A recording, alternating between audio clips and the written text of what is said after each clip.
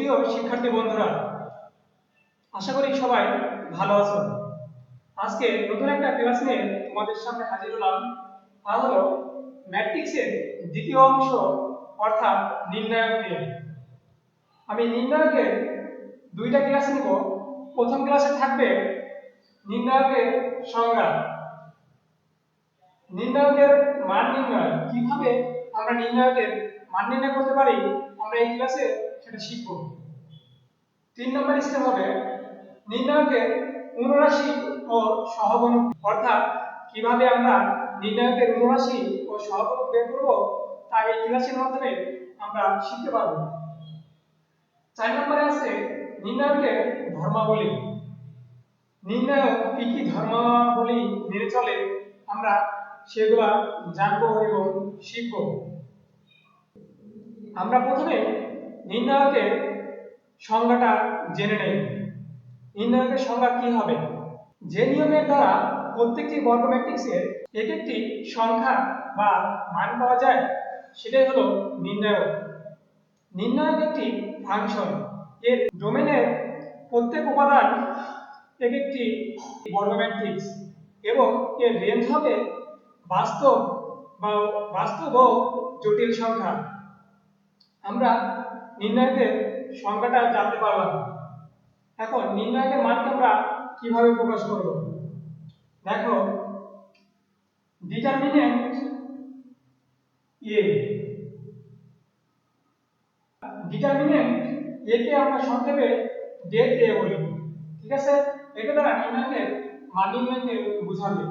অথবা আমরা মডুলাস এ দ্বারা নির্ণায়কের মানকে বোঝাতে পারবো।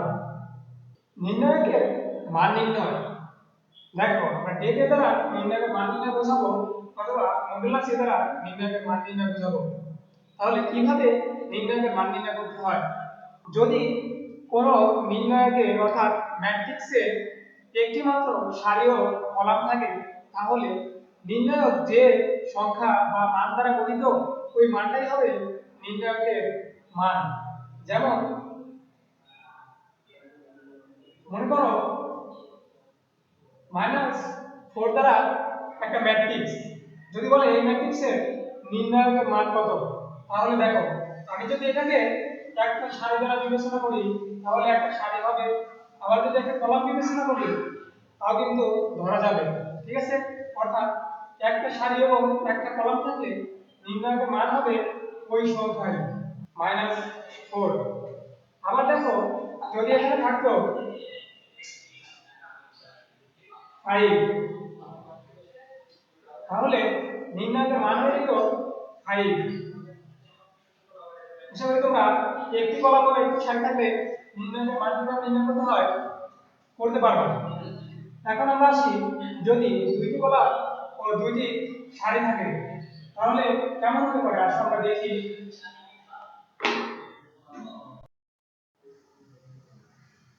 যদি আমাদের দুইটি সারি ও দুইটি কলাম দিয়ে বলা হয় এই নির্ণায়কের মান নির্ণয় করো, তাহলে কিভাবে করব? মনে করি আমরা এখানে চারটি উপাদান এ বি সি ডি, এটা হয়ে গেল আমার দুইটা সারি। দেখো দুইটা সারি এবং দুইটা কলাম দিয়ে গঠিত একটি নির্ণায়ক। যদি তোমাকে বলা হয় এই নির্ণায়কের মান কত হবে তাহলে কিভাবে করব? আমরা সরাসরি হারাহারি গুণ করে দিব এটার সাথে এটা আর এই কথার সাথে অর্থাৎ বি এর সাথে সি।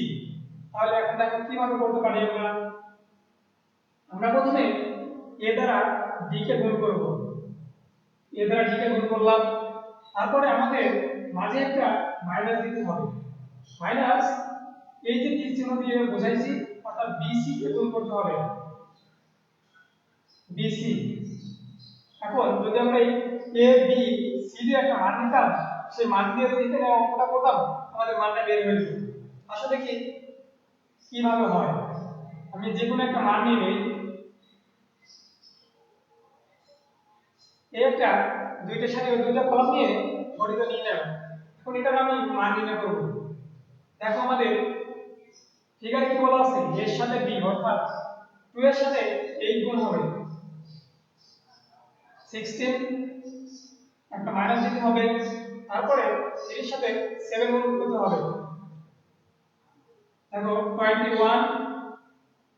21 হয়ে গেল আমরা এখন 21 থেকে 16 বাদ দিব কত হয় দেখো তো -5 হয়ে যাবে না এই -5 তে হবে আমাদের এই নির্ণায়কের মান এখন যদি আমাদের তিনটা থাকে তো সময় তো আমরা একটাই শিখলাম দুইটাই শিখলাম যদি আমাদের তিনটা সারি ও তিনটা কলাম থাকে তাহলে কিভাবে নির্ণয় করব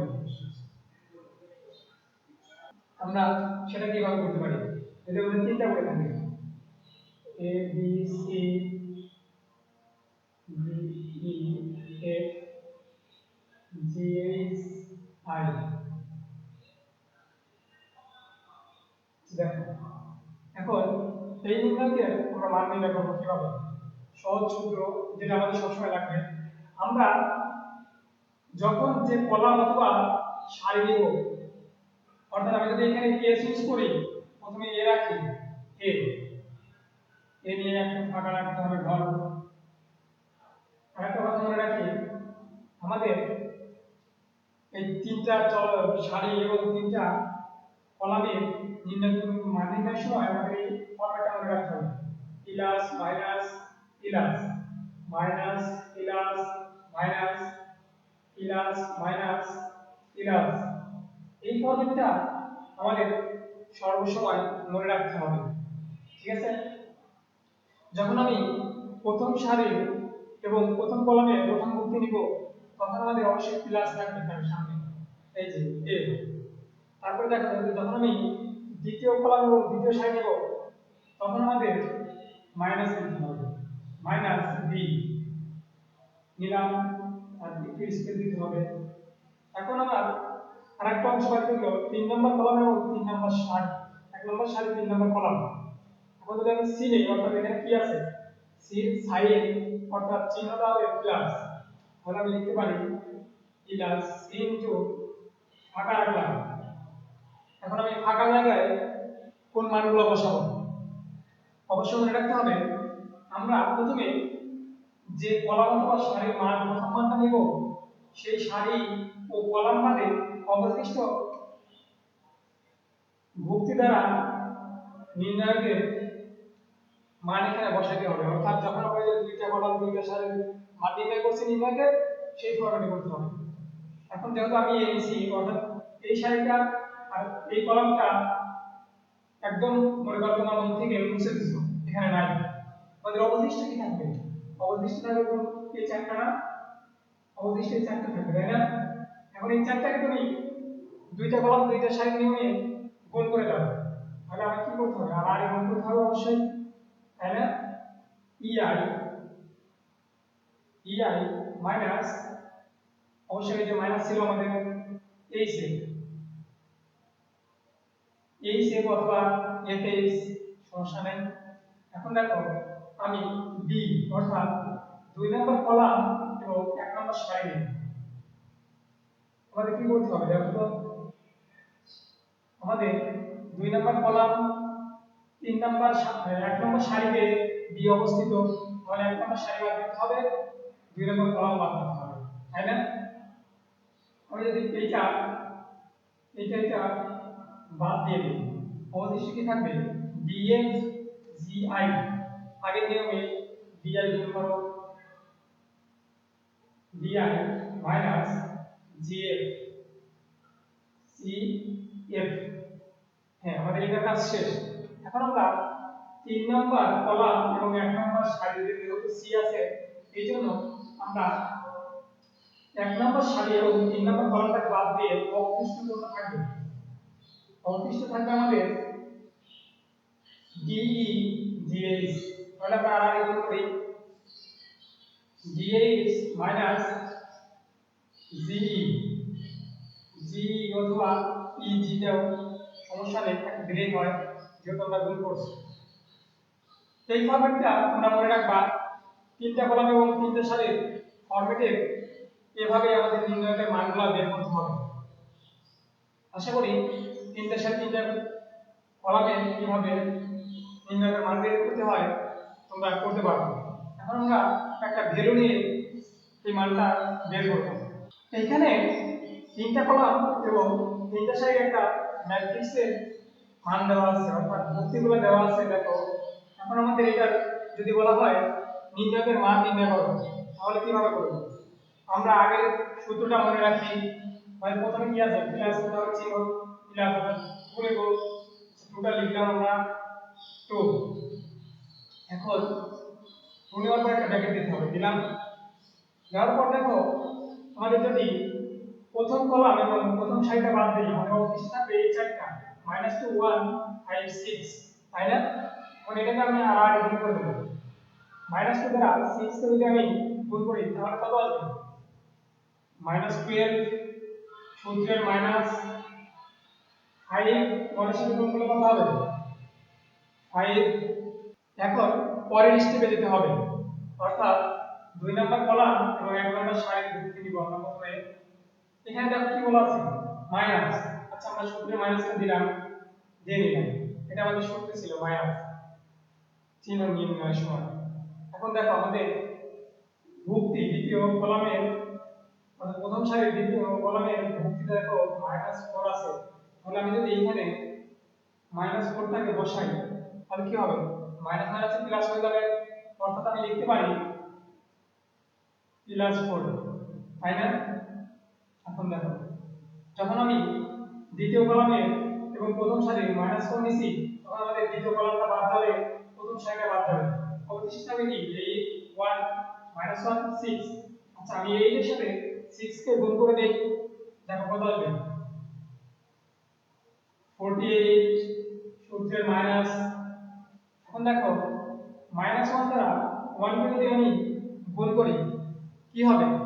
অবশ্যই -1 হবে।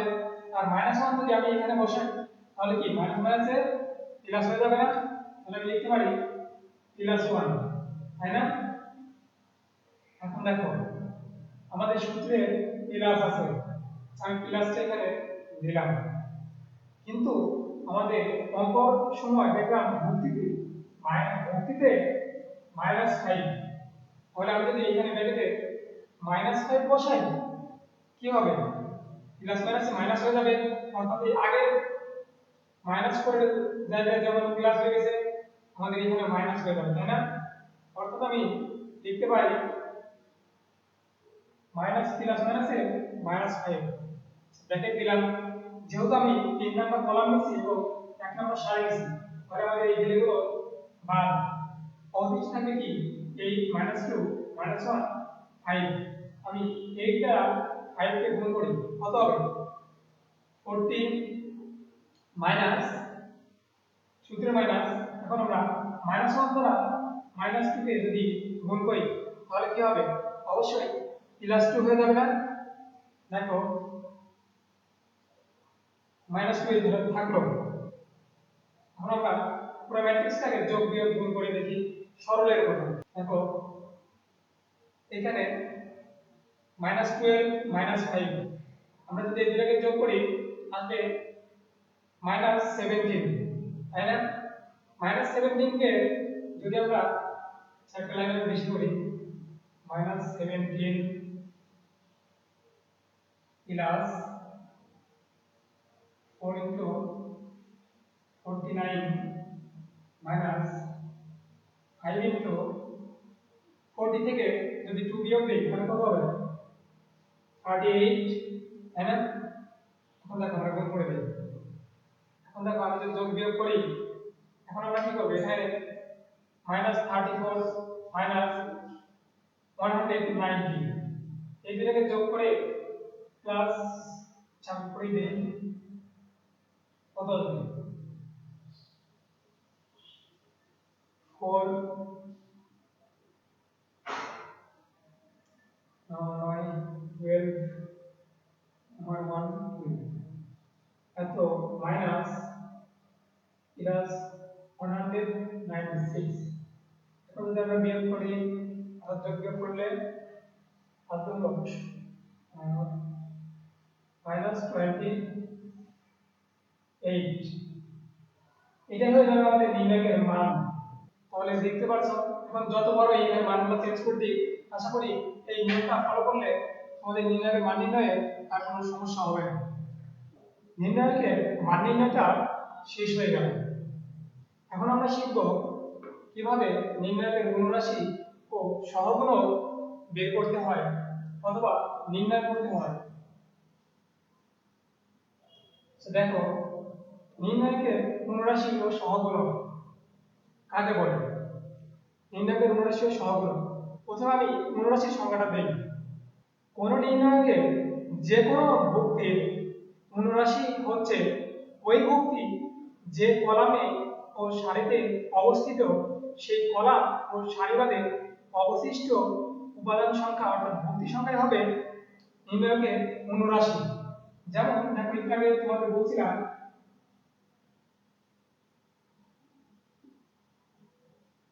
4 5 6 7 8 9। দেখো যখন আমি নির্ণায়কের মান নির্ণয় করি তখন তোমাদের একটা কথা বলছিলাম যে যখন আমরা একটা যে কোনো ভুক্তিকে নিব তখন সেই ভুক্তি যে কলামে এবং যে সারিতে অবস্থিত সেটাকে আমাদের বাদ দিতে হবে। অর্থাৎ আমি যদি 1 কে নেই তাহলে 1 এর সারি এবং 1 এর কলামটা বাদ যাবে, অবশিষ্ট যে উপাদান থাকবে সেটাই হবে আমাদের নির্ণায়কের গুণরাশি। যেমন দেখো আমাদের অবশিষ্ট আছে 5 6 8 9, অর্থাৎ আমি যদি 5 6 8 9 কে আলাদা করে লিখি এটা হয়ে যাবে আমাদের নির্ণায়কের গুণরাশি। আর গুণরাশির মান বের করতে পারবে, অর্থাৎ cos গুণ হবে এটার সাথে এটা, এটার সাথে এটা। পাঁচ দ্বারা যদি আমি 9 কে গুণ দেই 45 মাইনাস 6 দ্বারা 8 কে গুণ দিলে 48, অ্যান্সার হবে -3। তাহলে অবশ্যই বুঝতে পারছো কিভাবে আমরা নির্ণায়কের গুণরাশির মানটা বের করব এবং কিভাবে গুণরাশিটা আমরা বুঝতে পারবো। যদি তোমাকে বলা হয় যে প্রথম সারির 2 নম্বর কলামের, অর্থাৎ শর্ত দিয়ে দিল, মনে করি আমি সারিকে p দ্বারা রিপ্রেজেন্ট করব এবং কলামকে q দ্বারা রিপ্রেজেন্ট করব। এখন তোমাকে যদি বলা হয় 2 তম, অর্থাৎ 2 3 তম ভুক্তির গুণরাশি মান কত হবে, তাহলে দেখি আমরা কিভাবে বের করতে পারি। 2 হলো সারি এবং 3 হলো কলাম, তাই না? ম্যাট্রিক্সের সময় কিন্তু এটা ক্লিয়ারলি ভাবে বুঝতে পারছি যে কোনটাকে সারি বলে কোনটাকে কলাম বলে। তাহলে 2 তম সারি, অর্থাৎ 2 তম সারি এইটা 2 নম্বর সারি, এটা 1 নম্বর, এটা 2 নম্বর। এখন দেখো 3 নম্বর কলাম, 3 নম্বর কলাম কোনটা? 1 2 3, অর্থাৎ এই হলো 3 নম্বর কলাম। তাহলে তোমাকে ইন্ডিকেট করছে অবশ্যই 2 নম্বর সারি এবং 3 নম্বর কলাম, অর্থাৎ তুমি দেখো এইটাকে এই 6 এর যেটা হবে, অর্থাৎ এই 6 এর মানটা এই পজিশনে অবস্থিত, 2 3 তম পজিশনে 6 এ অবস্থিত, অর্থাৎ তোমাকে 6 এর গুণরাশি বের করতে হবে। এখন 6 যে কলামে অবস্থিত সেই কলামটাকে বাদ দিব, যে সারিতে অবস্থিত সারিটাকে বাদ দিয়ে দিব, অবশিষ্ট কি থাকবে দেখো। অবশিষ্ট আমাদের আছে কি? আমরা এইটা বাদ দিচ্ছি, এটা বাদ দিচ্ছি, অবশিষ্ট থাকবে 1 2 7 8, তাই না? এটাই তো অবশিষ্ট আছে। অর্থাৎ এটা দ্বারা গুণিত নির্ণয় করলে নির্ণয়ের গুণরাশি হবে 1 2 7 8। এটাই হলো নির্ণয়ের গুণরাশি, 2 3 তম ভুক্তির গুণরাশি। আশা করি এইভাবে কন্ডিশনগুলো দিয়ে দিলে তোমরা এই গুণরাশিগুলো বের করতে পারবে। এখন তোমাকে যদি বলা হয় 3 3 তম, অর্থাৎ 3 নম্বর সারি এবং 3 নম্বর কলামের তোমার এই ভুক্তি অর্থাৎ গুণরাশি মানটা বের করতে হবে। তাহলে দেখি এটা হলো 3 নম্বর সারি আর 3 নম্বর কলামে এটা, অর্থাৎ 9 কে ইন্ডিকেট করছে। তাহলে 9 যে কলামে আছে কলামটাকে বাদ দেব, যে সারিতে আছে সেই সারিকে বাদ দেব। আমাদের অবশিষ্ট কি থাকবে 1 2 4 5 তাই না অর্থাৎ নির্ণয়ের অনুরাশি হবে 1 2 4 5। আশা করি নির্ণয়ের অনুরাশি নিয়ে তোমাদের আর কোনো সমস্যা হবে না, সবাই বুঝতে পারছো। আসো আমরা এবার শিখব কিভাবে নির্ণয়ের সহগুণক বের করতে হয়। কোণ নির্ণয়কের অনুরাশির পূর্বে যদি আমরা যথাযোগ্য চিহ্ন বসিয়ে দেই তাহলে আমরা পেয়ে যাব কিভাবে নির্ণয়কের সহগুণক নির্ণয় করতে হয়। তাহলে কি বলা হলো যথাযোগ্য চিহ্ন। তাহলে চিহ্নটা কি দেখো, যখন আমি নির্ণয়কের মান নির্ণয় করছি একটা ছক দিয়েছিলাম, দেখো তো প্লাস মাইনাস প্লাস এই ফরম্যাটের একটা ছক, তাই না, যে আমাদের ভুক্তিগুলোর মান কেমন হয়। এখন এইটা কিভাবে আমরা পেলাম যে প্রথমটা প্লাস দ্বিতীয়টা মাইনাস তারপর আবার প্লাস হয়ে যাবে, কিভাবে পেলাম। তোমাদের একটা জিনিস মনে রাখতে হবে, যখন আমরা এই ভুক্তিগুলো এরকম প্লাস মাইনাস অর্থাৎ চিহ্ন নির্ণয় করতে যাব আমরা একটা জিনিস মনে রাখবো। দেখো পি কিউ সম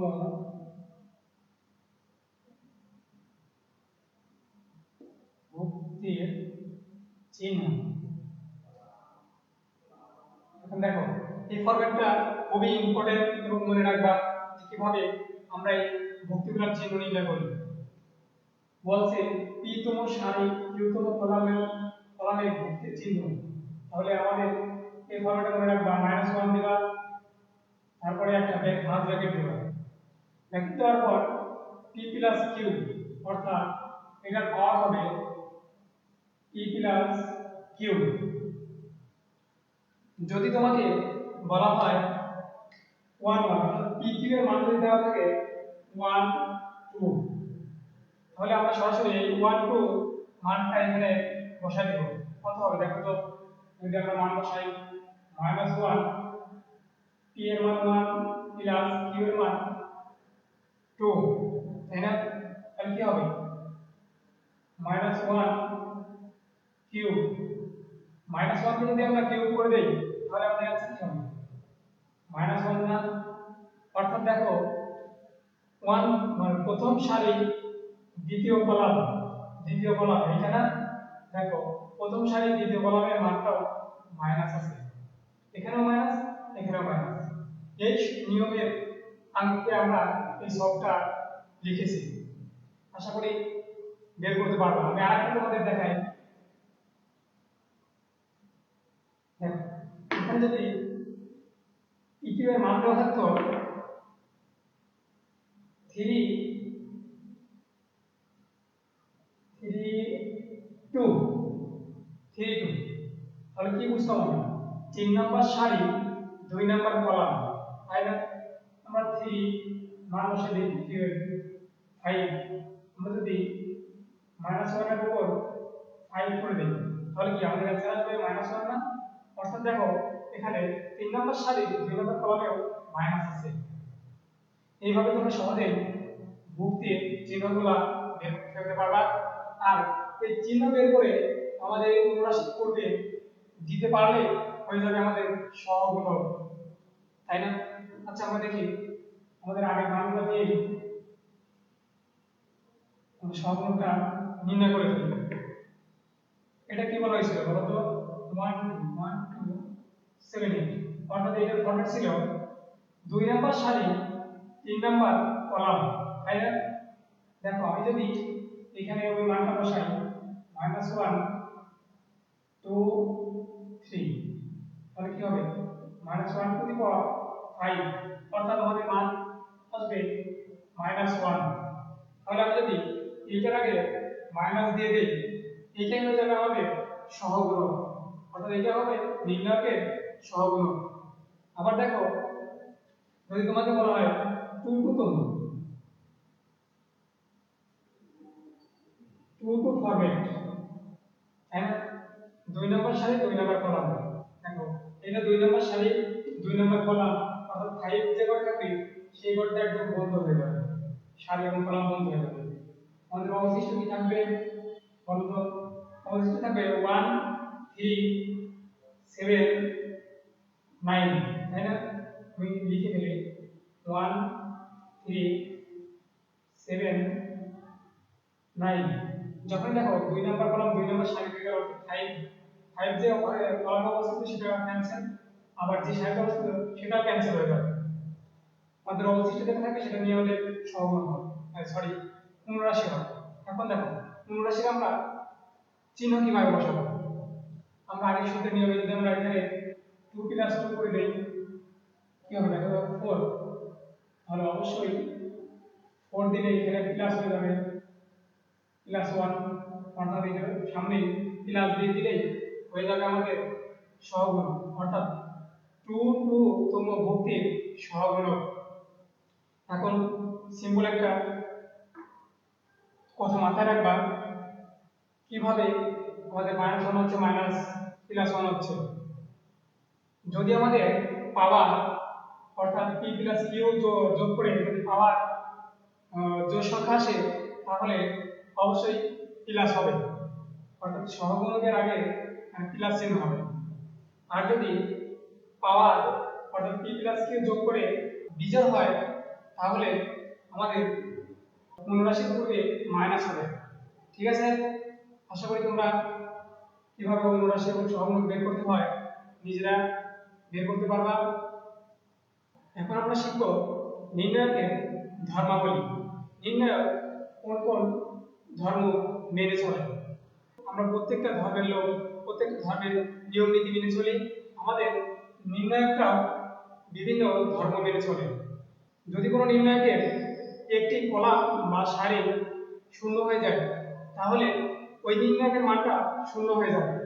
যেমন আমি একটা উদাহরণ দিই, দেখো আমি বলেছিলাম যদি কোনো নির্ণায়কের একটি সারির মান অথবা কলামের মান শূন্য হয়ে যায় তাহলে নির্ণায়কের মানটা হবে শূন্য। এটা হলো সারি, যে কোনো একটা সারির মান শূন্য, এই জন্য নির্ণায়কের মানটাও শূন্য হয়ে যাবে। আবার যদি আমি কলামকে বিবেচনা করি তাহলে দেখো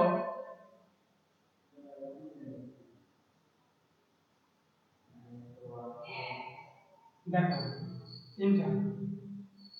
এখন এখানে দেখো একটা কলামের মান শূন্য আছে, এই জন্য এই নির্ণায়কের মানটা শূন্য হয়ে যাবে।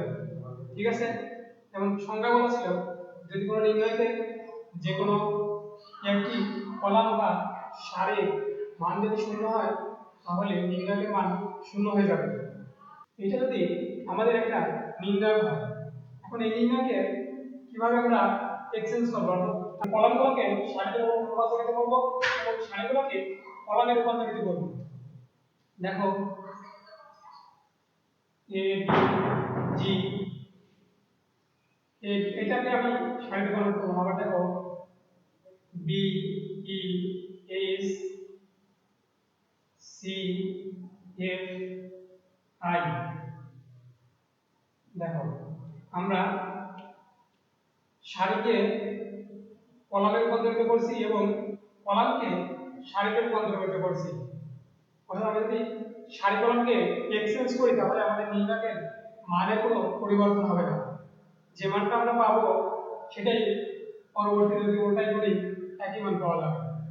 এরপরে আসবে যদি কোনো নির্ণায়কের রাশিকে, দুইটা রাশি মানে ওইটাকে আমরা তো কলামকে সারি সারি কলাম করলাম, এখন আমরা দুইটা সারিকে যদি এক্সচেঞ্জ করি ইন্টারচেঞ্জ করি তাহলে কি হবে। আমি যদি 2 নাম্বার সারিকে 1 নাম্বারে নিয়ে যাই এবং 1 নাম্বার সারিকে 2 নাম্বারে নিয়ে আসি তাহলে আমাদের কি হতে পারে,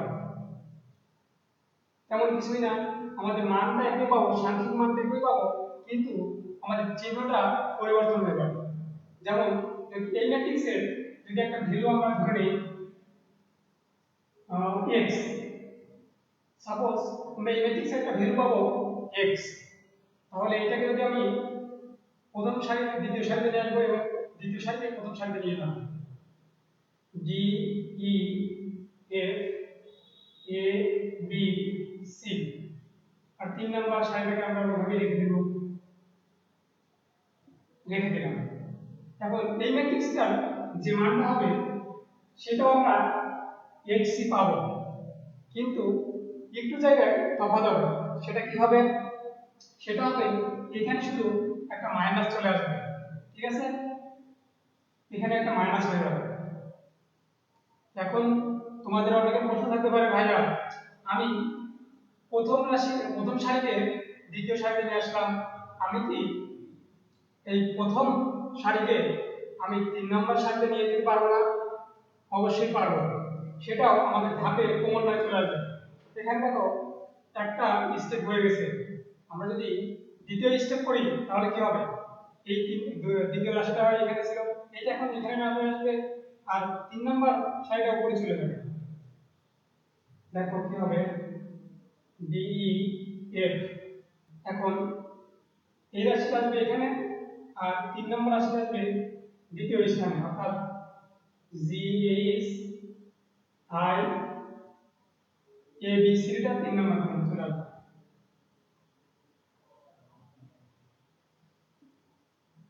এইটা এখন যদি বলা হয় এই ম্যাট্রিক্সের মান কি হবে, দেখো আমরা প্রথম সারিতে যখন আমরা দ্বিতীয় জায়গায় আনলাম তখন মাইনাস হবে, তারপরে আবার যখন দ্বিতীয় সারিকে আমরা 3 নম্বর সারিতে আনবো অবশ্যই আমরা আবার চেঞ্জ হয়ে যাবে, অর্থাৎ এখানে আরেকটা মাইনাস আসবে, আর এখানে মাইনাস তো ছিল, এই ম্যাট্রিক্সের মান তো মাইনাস ছিল, আর আমরা আবার এক্সচেঞ্জ করার কারণে আমাদের আরেকটা মাইনাস আসবে, অর্থাৎ তখন মাইনাস মাইনাসে প্লাস হয়ে যাবে। ঠিক আছে, আশা করি তোমরা বুঝতে পারছো কিভাবে এই চিহ্নটা পরিবর্তন হয়। আবার তুমি যদি যেমন আমরা সারিকে করলাম, আবার যদি তুমি কলামকে ইন্টারচেঞ্জ করো তাহলে একই নিয়মে তোমাদের পরিবর্তন হবে। তখন তুমি প্রথম কলামকে দ্বিতীয় কলামে নিয়ে যাবা এবং দ্বিতীয় কলামকে প্রথম কলামে আনবা, মাইনাস হবে, মানটা মাইনাস আসবে, পেমেন্ট নির্ণয় হবে। আবার দ্বিতীয়টাকে যখন আবার ইন্টারচেঞ্জ করবা তাহলে দেখবে যে এইভাবে মানগুলো চেঞ্জ হয়ে যাবে। আশা করি এই ফরম্যাটটাও তোমরা বুঝতে পারছো। আবার যদি কোন নির্ণায়কের দুইটি সারি অথবা দুইটি কলাম একই হয়ে যায় তাহলে ওই নির্ণায়কের মান হয়ে যাবে 0। দেখো কোন নির্ণায়কের যদি দুইটা সারি বা দুইটা কলামের মান যদি একই হয়ে যায় তাহলে সেই নির্ণায়কের মানটাও 0 হয়ে যাবে। অর্থাৎ তুমি যদি নির্ণায়কের মান বের করো জেনারেল নিয়মে তাহলে সেটার মান 0 হয়ে যাবে। এটা তো হয়ে গেল দুইটা সারি একই, এই জন্য নির্ণায়কের মান 0। কারণ দুইটা কলামকে আমরা সেম রাখবো। দেখো দুইটা কলাম দেখো সেম আছে, অর্থাৎ 1 1 1 দুইটা একই জন্য এই নির্ণায়কের মানটাও 0 হয়ে যাবে। এই ফর্মুলা তোমরা খুব ভালোভাবে মেমোরিতে রাখবা, কারণ এইরকম ফর্মুলা দিয়ে তোমাদের অ্যাডমিশন টেস্টে সবচেয়ে বেশি অঙ্ক আসবে এবং এমসিকিউ এর জন্য খুবই গুরুত্বপূর্ণ এই ফরম্যাটগুলো। অর্থাৎ নির্ণায়কের ধর্মাবলী থেকে তোমাদের এমসিকিউতে অনেক প্রশ্ন আসতে পারে। আবার যদি আমরা কোনো নির্ণায়কের সাথে কোনো ধ্রুব সংখ্যা অর্থাৎ মনে করি a অথবা k ধরতে পারি, যদি k গুণিতক আকারে থাকে অর্থাৎ গুণ আকারে থাকে তাহলে এই ম্যাট্রিক্সের মানের সাথে এই kটাকে গুণ আকারে বোঝাবো। আমরা যদি এখানে একটা ভ্যালু পাই, মনে করি এইটার ভ্যালু আসবে d, এখন এই d এর যে মানটা পাবো সেটার সাথে এটা গুণ আকারে হয়ে যাবে। আবার যদি আমরা এখানে যে কেটা থাকবে ধ্রুব সংখ্যা, এই কেটাকে আমরা যে কোনো কলাম অথবা যে কোনো সারির সাথে গুণ দিয়ে দিতে পারি। দেখো কিভাবে গুণ দিতে পারি। যদি আমরা প্রথম সারির সাথে গুণ দেই তাহলে কি হবে, a K b K c K, a b c d e f।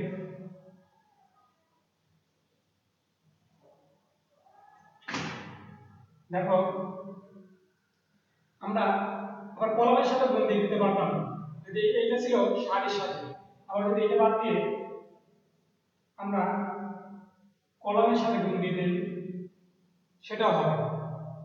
অর্থাৎ আমরা সর্বোপরি আমরা একটা কিছু করে রাখবো যে নির্ণয়ের যে মানটা পাবো সেই মানের সাথে এটা গুণাকার থাকবে।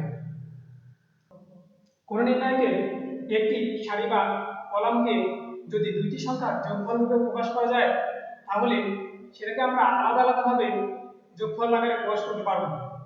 কেমন সেই ফরম্যাটটা হবে? যদি A B C D F G H I এরকম যদি একটা নির্ণায়ক থাকে, এখন যদি তুমি যে কোনো একটা কলামের সাথে যোগ আকারে দিয়ে দাও, যেমন এর সাথে যদি এম যোগ দিয়ে দাও, ডির সাথে এম, জির সাথেও এম, ঠিক আছে? অর্থাৎ প্রথম কলামের সাথে A plus M, D plus M, G plus M, এইটাকে আমরা আমরা যে কোনো দুইটি সংখ্যার যোগফল রূপে প্রকাশ করতে পারবো, অর্থাৎ দুইটি ম্যাট্রিক্সের যোগফল রূপে। দেখো এরকম হতে পারে। আমরা প্রথমে এমটাকে নিব না, এমকে আমরা বাদ দিয়ে দিব, আমরা যা থাকবে সেই সংখ্যাগুলো আগে লিখব। A B C D E F G H I, এটা রাখলাম। বলা হয়েছে দুইটি ম্যাট্রিক্সের যোগফল প্রকাশ করব দুইটি নির্ণায়কের। দেখো এখন আরেকটা নির্ণয় হবে, কোনটা নিব? আমরা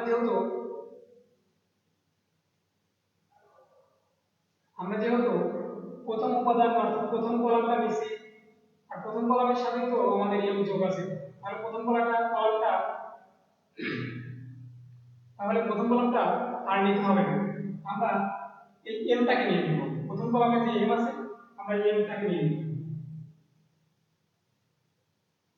এম।